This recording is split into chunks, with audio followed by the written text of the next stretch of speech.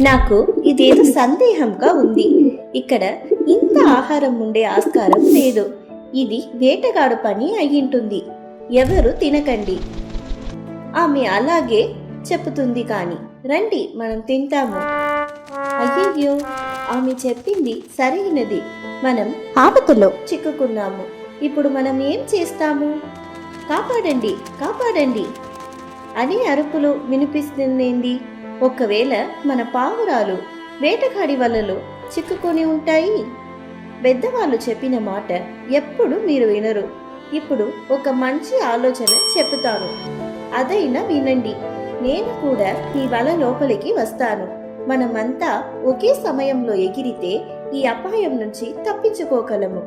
పెద్దవాళ్ళు చెప్పితే వినాలి. వినకపోయినా వాళ్ళు అపాయం నుంచి కాపాడుతారు. అందుకొని పెద్దవాళ్ళు మాట విని నడుచుకోండి.